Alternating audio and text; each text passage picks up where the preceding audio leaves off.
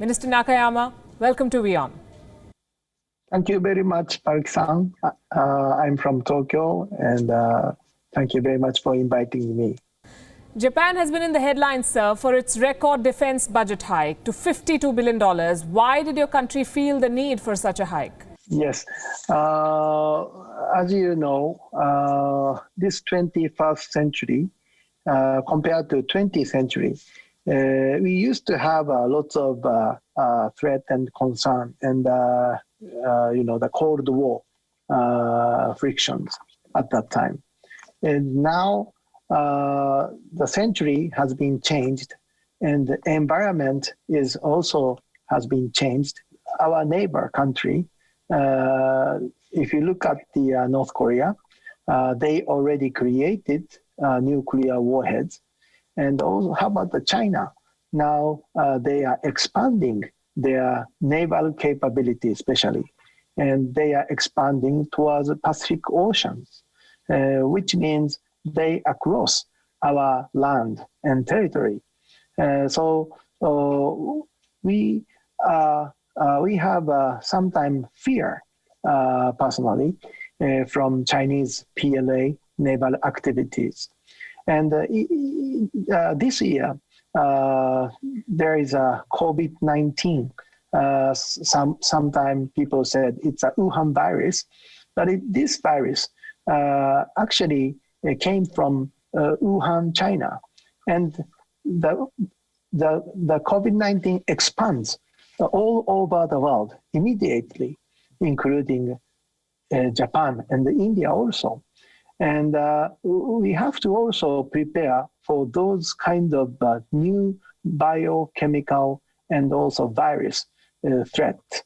And how should we keep those, the social welfare and also public sanitary systems for protecting the people's lives and health? That is also we have to think about the budget issue, I guess. You spoke about the threat from China. Do you believe that the Wuhan virus is indeed a bioweapon, that it was created in a laboratory, or was it a natural outbreak? There is lots of stories, and there is lots of explanation or the the professional doctor's view. But I personally think, and also as a Japanese government, I don't think it's a man-made or not. But we have to watch carefully, even it's a man-made or not. The World Health Organization will start an investigation into the origin of the Wuhan virus next month.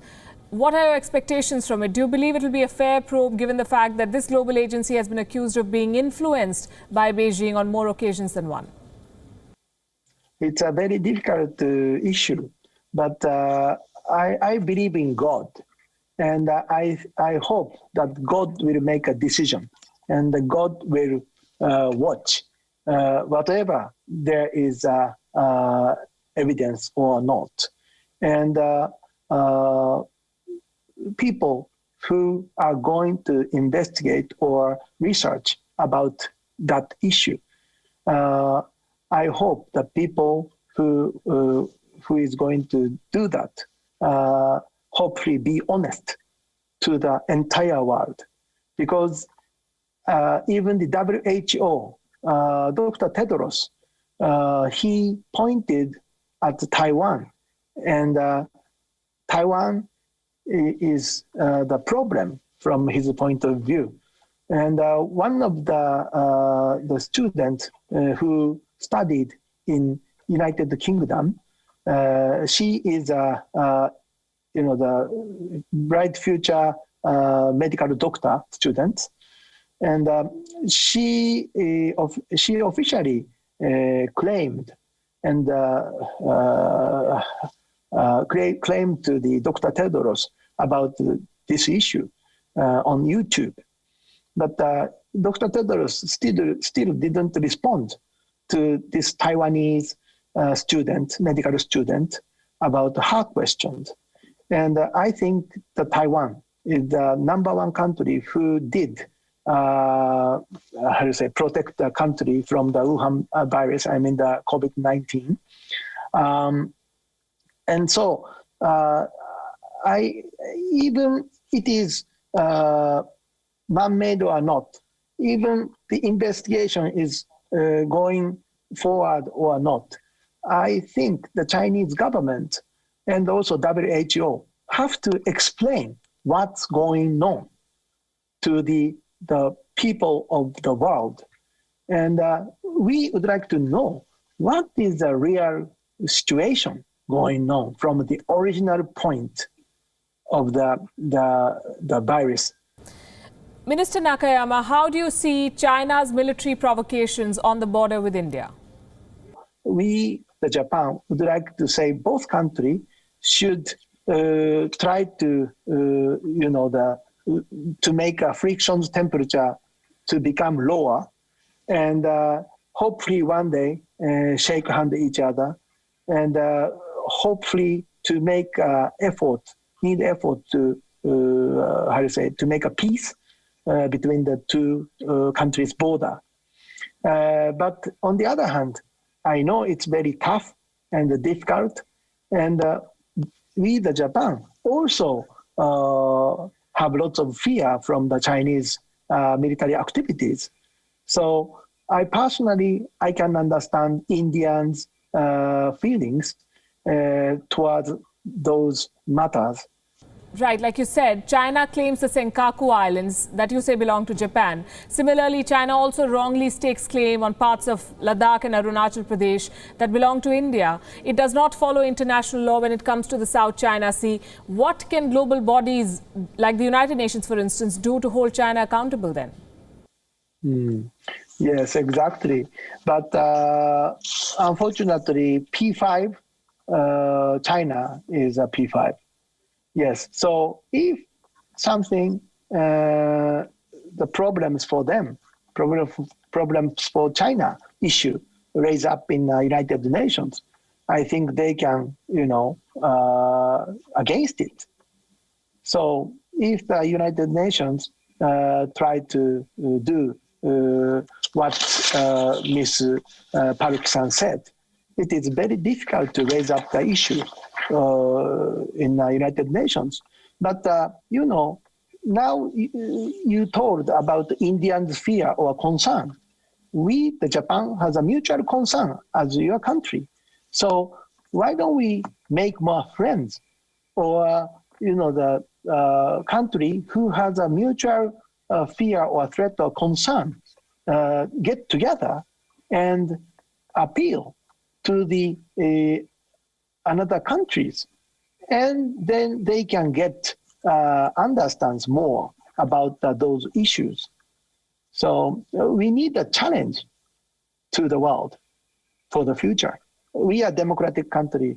India also democratic country. The United States of America democratic country. Those countries and Australia also. We understand about how important the democratic systems and the free and open Indo-Pacific concept is very important. So a country who can understand this concept, any country can join. And I know personally India's position, but I personally request India should more, commit to protect free and open Indo-Pacific. We want India. We want strong India, and we want India. India is, the Asian's gravity point. India is very important because you surrounded by your own fear or concern. So, but your country is most important freedom country and nation, and we have a lot of sympathy. If Japan, India, Australia, United States together, the good synergy will come up to our, future. So we love India, and we want Indians more commitment towards Quad. Japan has seen a leadership transition recently, and very soon the US too will have a new president in office. What bearing, if any, according to you, will this have on bilateral relations between Tokyo and Washington? And what are your expectations from the Biden administration? Well, I have one question to next president elect, Mr. Joe Biden. When the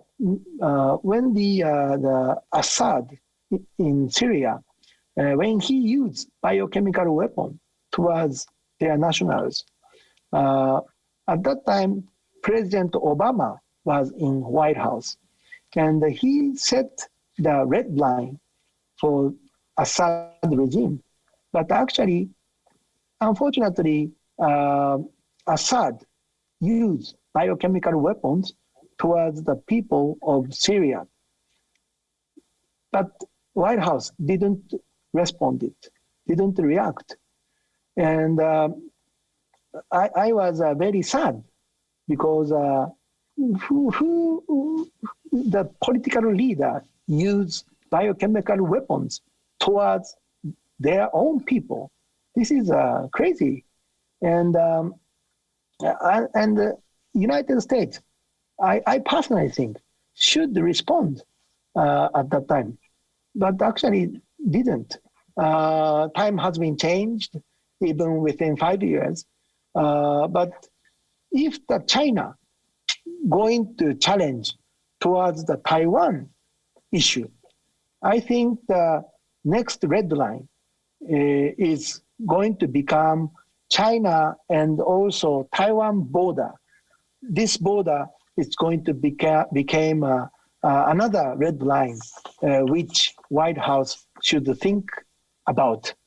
And so my question to Mr. Joe Biden, President-elect, is what is his policy? What is your policy towards Taiwan issue? Compared to, I'm not comparing with Donald Trump president, but I would like to know how the next president-elect will going to make a policy towards Taiwan. Means what is his policy towards China? It's equal. So that is my, the focusing on, yes. Minister Nakayama, it was good to speak to you. Thank you very much for joining us here on WION. No, thank you very much.